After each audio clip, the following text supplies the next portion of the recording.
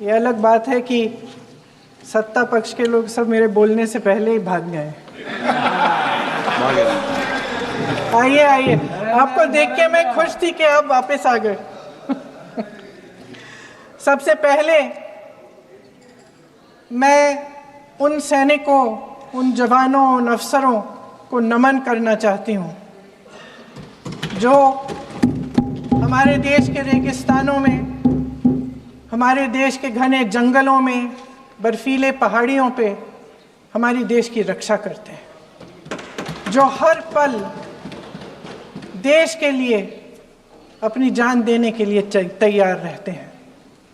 1948 से लेकर अब तक, जब से पाकिस्तानी रेडर्स ने कश्मीर पे हमला किया, तब से लेकर अब तक हमारे देश की अखंडता की रक्षा करने में उनका बड़ा योगदान है। हमारी आज़ादी अहिंसा के आंदोलन से हासिल हुई, लेकिन जैसे मैंने कहा, उसको कायम रखने के लिए हमारी सेना का बहुत बड़ा योगदान है। अध्यक्ष महोदय, कल मैं सदन में बैठी हुई सबके भाषण सुन रही थी। आदरणीय रक्षा मंत्री महोदय ने बोला, सत्ता पक्ष के कई मंत्रियों ने बोला।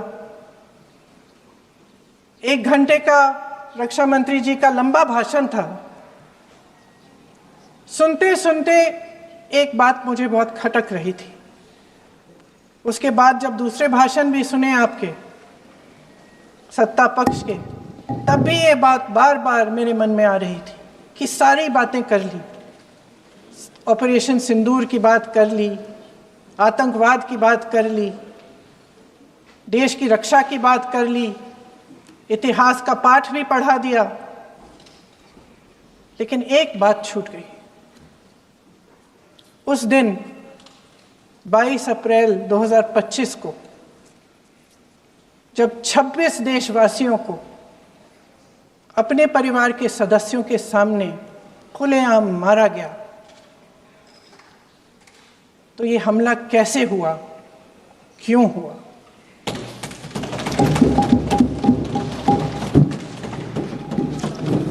अध्यक्ष महोदय, ये लोग बैसारन वैली में, पहलगाम के पास कश्मीर में क्या कर रहे थे? आजकल पब्लिसिटी का दौर है, प्रचार का ज़माना है। कुछ समय से हमारी सरकार ये प्रचार कर रही थी कि कश्मीर में आतंकवाद ख़त्म हो गया है, कि कश्मीर में शांति है, अमन चैन है। प्रधानमंत्री जी ने खूब भाषण दिए, देशवासियों को कहा कि चलिए कश्मीर चलिए, सैर करिए। कई बार मैंने ये भी देखा मीडिया पर, टीवी पर, कि कश्मीर जाइए, ज़मीन खरीदिए, अब वहाँ अमन चैन है, शांति का वातावरण है। इसी बीच शुभम द्विवेदी, एक कानपुर के नौजवान, और उनके पूरे परिवार ने तय किया कि वो कश्मीर जाएंगे। शुभम द्विवेदी की 6 महीने पहले शादी हुई थी। उसकी पत्नी ने कहा कि उनके बीच एक ऐसा रिश्ता था, प्रेम और दोस्ती का ऐसा रिश्ता था कि वो एक दूसरे को बच्चों की तरह हंसाते थे। सोशल मीडिया पर एक वीडियो भी जारी है जिसमें पूरा परिवार एक साथ बैठा हुआ ताश खेल रहा है और ऐसे हंस रहे हैं, ऐसे हंस रहे हैं कि उस वीडियो को देख के किसी का भी दिल टूट जाए कि इस परिवार को इस तरह से उजड़ने क्यों दिया हमने। 22 अप्रैल 2025 को बैसारन वैली में मौसम का मिजाज अच्छा था। जैसे हर रोज़ लगातार 1000 से 1500 लोग वहाँ पहुँचते थे, उसी तरह से उस दिन भी तमाम पर्यटक वहाँ पहुँचे। वहाँ का रास्ता आसान नहीं है अध्यक्ष महोदय जी, जंगल से जाना पड़ता है, पहाड़ों के बीच जाना पड़ता है, घोड़े से जाना पड़ता है। ये परिवार वहाँ पहुँचे, मौसम सुहाना था, उनके बच्चे ट्रैम्पोलिन पे खेल रहे थे, कोई जिपलाइन कर रहा था, कोई चाय पी रहा था, तो कोई कश्मीर की सुंदर वादियों की ठंडी हवा का मज़ा ले रहा था। शुभम अपनी पत्नी के साथ एक स्टॉल पे खड़े थे। तभी अचानक 4 आतंकवादी जंगल में से निकलते हैं और शुभम को वहीं अपनी पत्नी के सामने मार डालते हैं।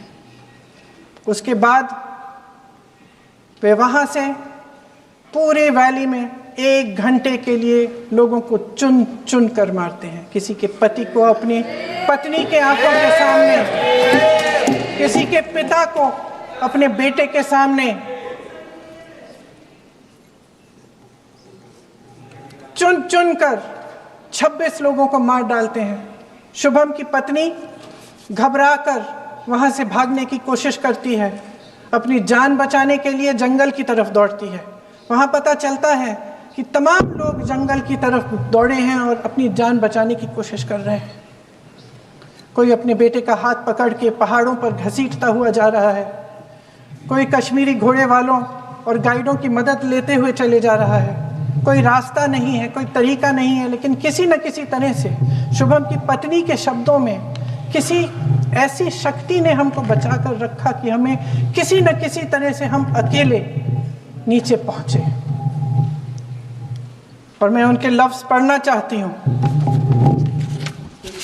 क्योंकि उन्होंने कहा कि इस पूरे समय जब 1 घंटे के लिए चुन चुन कर भारतीय नागरिकों को मारा जा रहा था, इस पूरे समय उसे एक सुरक्षाकर्मी नहीं दिखा, एक सैनिक नहीं दिखा।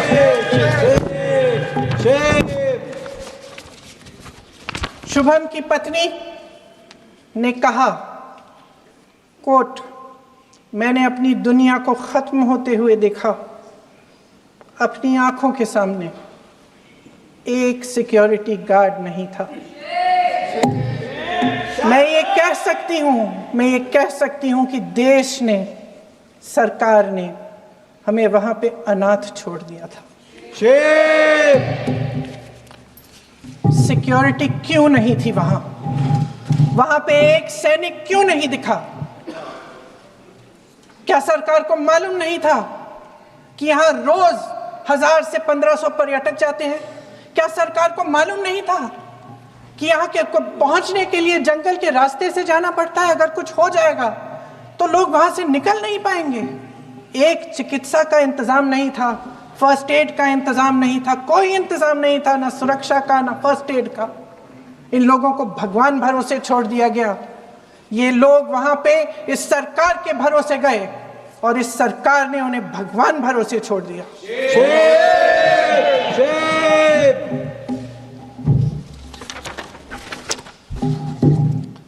मैं पूछना चाहती हूं, ये किसकी जिम्मेदारी थी? इस देश के नागरिकों की सुरक्षा की जिम्मेदारी किसकी है? क्या इस देश के प्रधानमंत्री की नहीं है? क्या इस देश के गृह मंत्री की नहीं है? क्या इस देश के रक्षा मंत्री की नहीं है? क्या एनएसए की नहीं है? अध्यक्ष महोदय, पहलगाम हमले से सिर्फ 2 हफ्ते पहले हमारे गृह मंत्री महोदय जी कश्मीर गए थे। किस लिए गए थे? जो सुरक्षा की व्यवस्था है इसको देखने के लिए गए थे, इसको रिव्यू करने के लिए गए थे। और उन्होंने वहां कहा कि आतंकवाद पर विजय प्राप्त हुई है। ये 2 हफ्ते पहले है। 3 महीने बाद JNK के गवर्नर साहब एक आम इंटरव्यू में ऐसे ही चलते चलते कह देते हैं कि हाँ, बैसारन वैली में बहुत लापरवाही हुई और इसके लिए मैं जिम्मेदारी लेता हूँ। ऐसे ही चलते चलते, और वो बात होती है, ख़त्म भी वहाँ होती है और वहीं ख़त्म हो जाती है। उनसे जिम्मेदारी ली भी नहीं जाती, कोई सवाल नहीं उठाता, कोई जवाब नहीं देता। अध्यक्ष महोदय, उस हमले की जिम्मेदारी एक आतंकवादी गुट जिसका नाम TRF है, थोड़े दिनों बाद लेती है। कौन है ये टीआरएफ? 2019 में ये गुट बना, 2020 में इसने कश्मीर में आतंकवाद का काम शुरू कर दिया और 2020 अप्रैल 2020 से लेकर 22 अप्रैल 2025 तक इन्होंने 25 आतंकवादी हमले किए। गृह मंत्री महोदय ने जब यूपीए सरकार के समय के आतंकवादी हमले गिने तो लगभग 25 गिनवाए थे अभी अपने भाषण में। इस गुट ने कश्मीर में 25 हमले 2020 और 2025 के अंदर एक पूरी लिस्ट है इन हमलों की। मेरे पास इतना समय नहीं है इसलिए मैं एक एक को नहीं पढ़ना चाहती, लेकिन मैं इतना कहूंगी कि इनमें रियासी का हमला भी था 2024 का, जिसमें 9 लोग मारे गए और 41 लोग घायल हुए। कुल मिलाकर 2020 से लेकर 22 अप्रैल 2025 तक टीआरएफ ने 41 सेना और सुरक्षा कर्मियों की हत्या की, 27 सिविलियन की हत्या की और 54 लोगों को घायल किया था। भारत सरकार ने टीआरएफ को आतंकवादी संगठन का दर्जा कब दिया? 2020 में दिया, 2021 में दिया, 2022 में दिया, 2023 में दिया। 3 साल बाद, 3 सालों के लिए ये आतंकवादी गतिविधियां कर रहे हैं और आप इनको आतंकवादी संगठन तब कहते हैं 2023 में। इसकी क्या वजह थी? ये सब सरकार के संज्ञान में था और आप मुझे बताना चाहते हैं, सत्ता पक्ष के नेता बताना चाहते हैं कि ये सब आपके संज्ञान में था, लेकिन कोई भी एक ऐसी एजेंसी नहीं है हमारी सरकार की जिसको पता चला कि ऐसा हमला, ऐसा भयानक हमला होने जा रहा है हमारे देश में, कि पाकिस्तान में बैठे हुए इस हमले की योजना बन रही है कि हम भारत जाके हैवानियत करेंगे, 26 लोगों को मार डालेंगे और हमें पता ही नहीं है। क्या ये हमारी एजेंसियों की विफलता है कि नहीं है? ये बहुत बड़ी विफलता है, एक बहुत बड़ी विफलता है। जानते थे कि ये गुट है, जानते थे कि 5 सालों से ये आतंकवादी हमले कर रहा है, अध्यापकों को मारा, आर्मी के बड़े बड़े अफसरों को मारा, आम जनता को मार डाला, पुलिस वालों को मार डाला, और आप इन पे निगरानी नहीं रख रहे थे। और ये जो एजेंसियां हैं इनकी जिम्मेदारी कौन लेगा? क्या आईबी चीफ ने अपना इस्तीफा दिया? क्या किसी ने इस्तीफा दिया? गृह मंत्री जी के कार्य क्षेत्र में आता है इंटेलिजेंस ब्यूरो। क्या गृह मंत्री जी ने इस्तीफा दिया? इस्तीफा छोड़िए, जिम्मेदारी ली।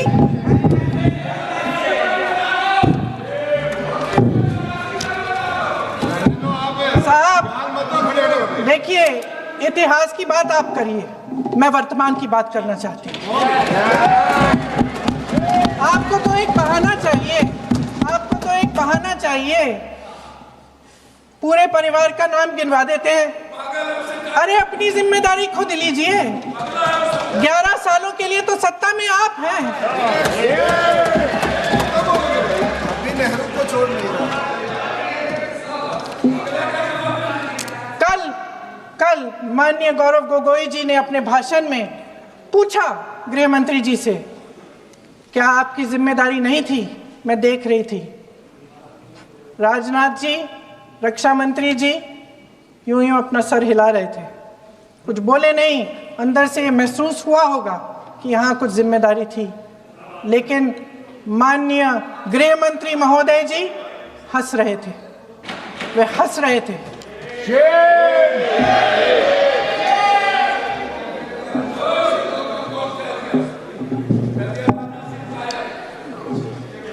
अध्यक्ष महोदय, कल सत्ता पक्ष और आज भी सत्ता पक्ष के नेताओं ने 2008 के मुंबई के हमलों का जिक्र किया, बार बार कहा कि मनमोहन सिंह जी की सरकार ने कुछ नहीं किया।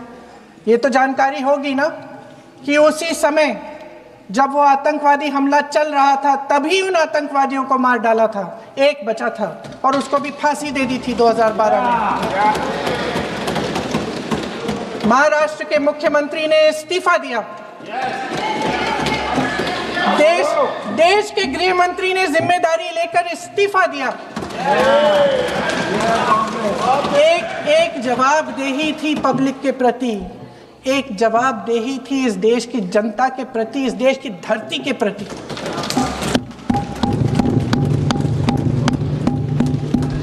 राजनाथ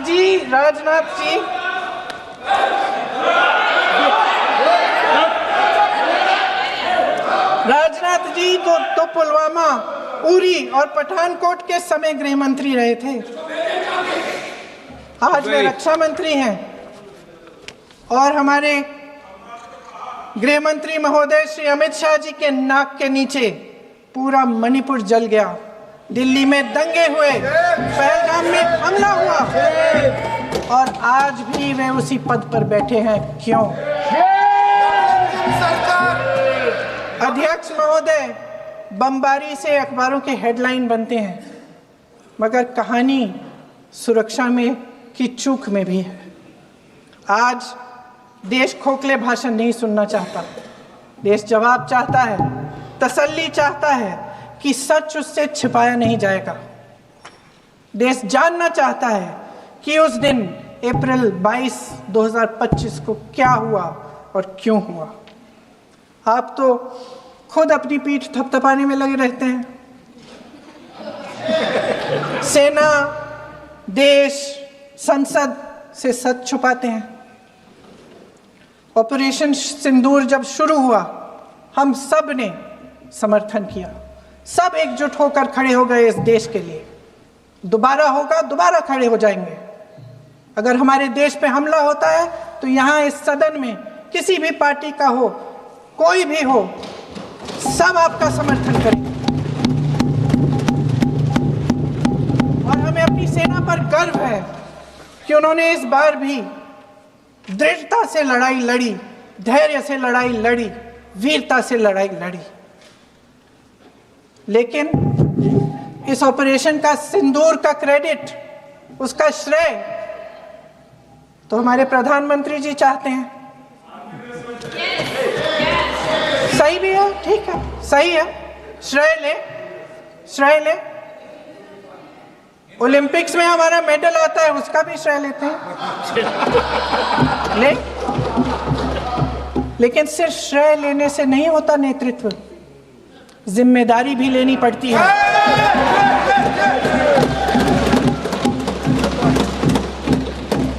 देश के इतिहास में ये पहली बार हुआ, देश के इतिहास में ये पहली बार हुआ कि जंग होते होते ही रुक गई है जी।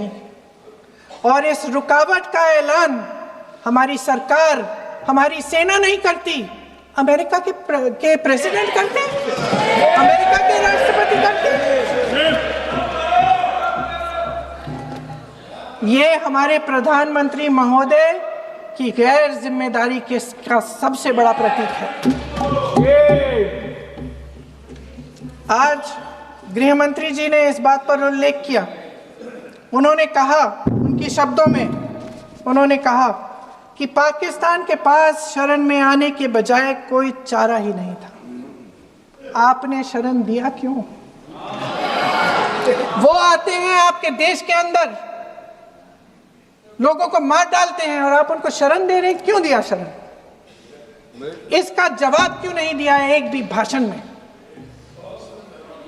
जैसे ये बात उठी, शरण की बात की, हमारे गृह मंत्री जी ने इतिहास में चले गए।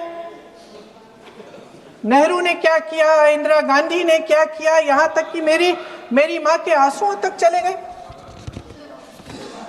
लेकिन इस सवाल का जवाब नहीं दिया कि ये सीज फायर हुआ क्यों, ये जंग रुका क्यों, और तब क्यों रुका जब दुश्मन के पास कोई चारा नहीं था हमारे श्रेय में आने के बजाय। क्यों रुका ये जंग? इसका जवाब नहीं दिया। धन्यवाद। आप देंगे? मंत्री देना भाई देना, आपको टाइम मिलेगा तो, टाइम नहीं मिलेगा आपको शायद। वैसे महोदय, मेरी माँ की आंसू की बात किए, मैं इसका जवाब देना चाहती हूँ। मेरी माँ के आंसू तब गिरे जब उनके पति को आतंकवादियों ने शहीद किया, जब वे मात्र 44 साल की थी। और आज अगर मैं इस सदन में खड़ी हूं और उन 26 लोगों की बात कर रही हूं, मैं इसलिए कर रही हूं क्योंकि मैं उनका दर्द जानती हूं, महसूस करती हूं।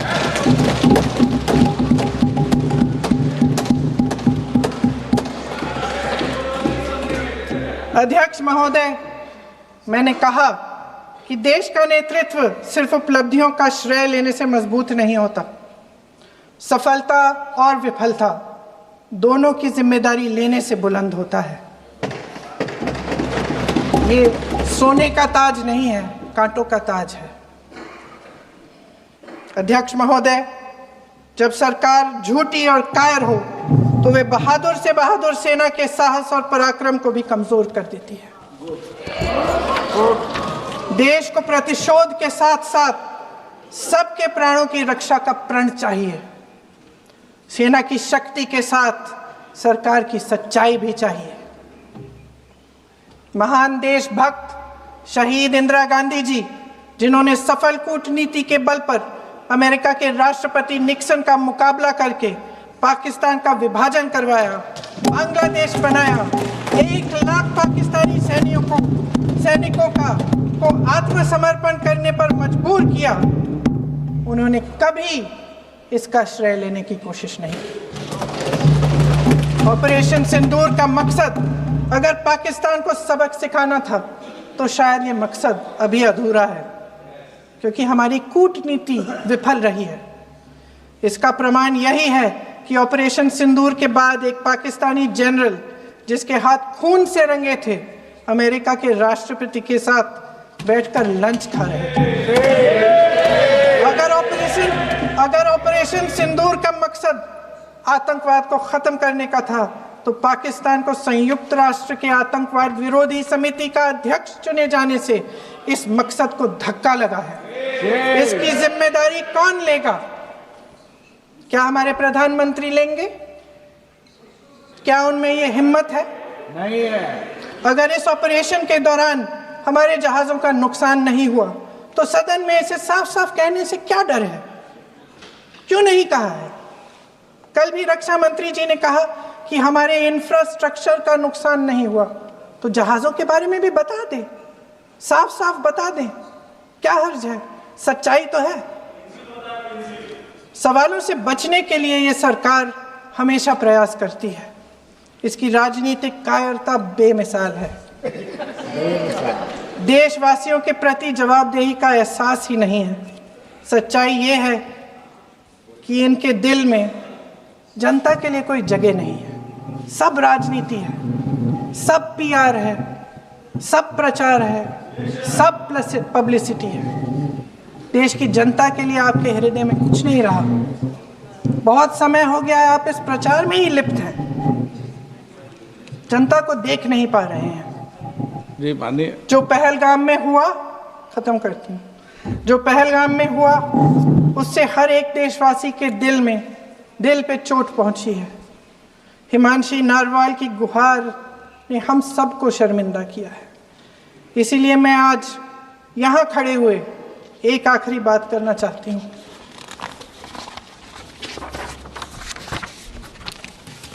इस सदन में लगभग सभी के पास सुरक्षा है, सुरक्षा की व्यवस्था है। हम जहां भी जाते हैं हमारे साथ सुरक्षा कर्मी आते हैं। आपको भी मिल जाएगी, आप मंत्री बन जाएंगे, आपको भी मिल जाएगी। मैं मजाक की बात नहीं कर रही हूँ, थोड़ा सा धैर्य रखिए। उस दिन पहलगाम में 26 परिवार उजड़ गए। 26 लोगों को अपने परिवार के सदस्य के सामने मारा गया। 26 बेटे, पति, पिता, गुजर गए। उनमें से 25 भारतीय थे। भारतीय थे।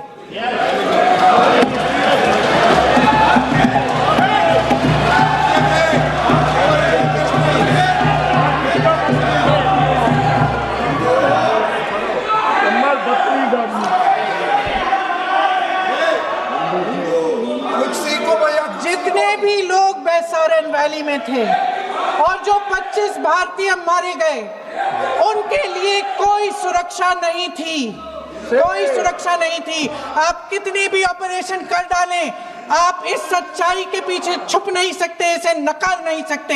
आपने उनको सुरक्षित नहीं किया।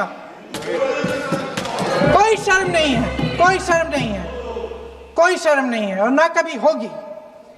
सुन लीजिए, सुबह भी मैं शिव मंत्र बोल के आई हूं। इनको क्या पता शिव मंत्र क्या है? शिव मंत्र खत्म कर लूं अपना भाषण। शिव मंत्र मैं एक बार उन 25 भारतीयों के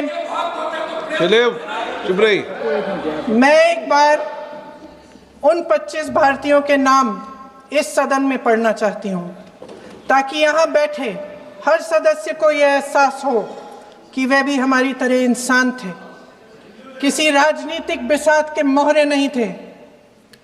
वे भी इस देश के बेटे थे, वे भी इस देश के शहीद हैं। उनके परिजनों के प्रति हम सब की जवाबदेही बनती है।